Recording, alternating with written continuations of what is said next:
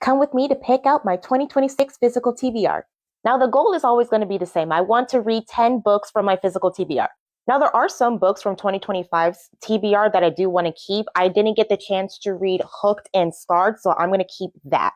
And then I'm also going to keep book 4 of Ice Planet Barbarians, and then I'm going to take a break from the series. I also want to mention that my book club is up and running. I'm hosting 2 book clubs. One's going to be solely for monster alien romance, and then the other one is going to be for like the miscellaneous, like werewolves, vampires. There's even going to be like dark romance. So it's going to be like a 2-for-1, but I'm going to mention all of that in a separate video.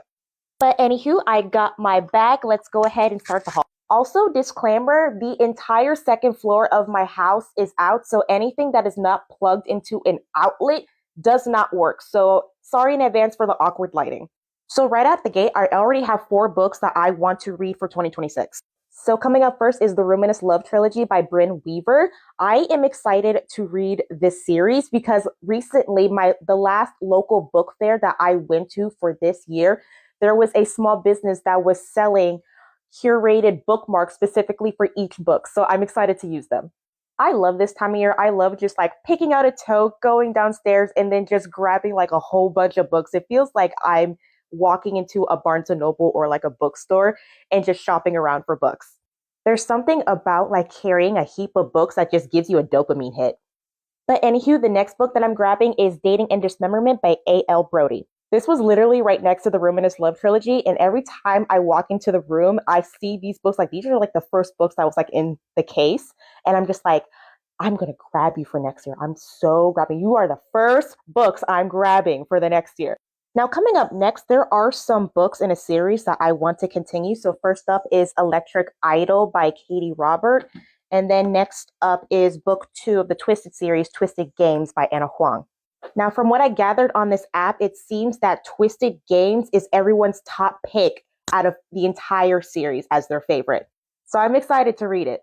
Okay, so I already picked out 6 books. I have 4 more to go. I'm not counting the books that I'm keeping that I already have upstairs. So I'm not counting Scarred and Hooked.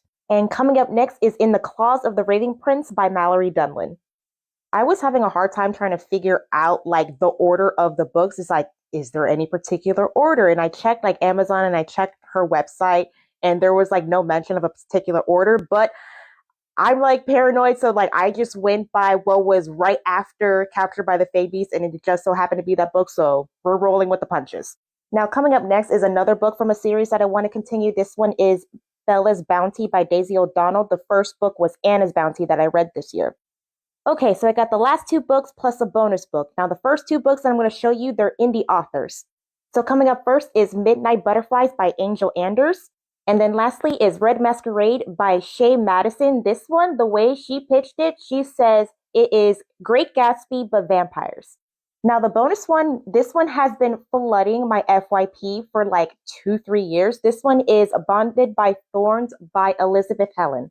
I saw like a bunch of excerpts by it, so I'm very excited to read it. I want it to make it to book club, but I don't think it's going to make it to book club because that's how excited I'm going to read. But anywho, that is the haul. It is full to the brim. So I'm going to go ahead and lug this upstairs. Stay tuned for the next video pertaining to my book clubs.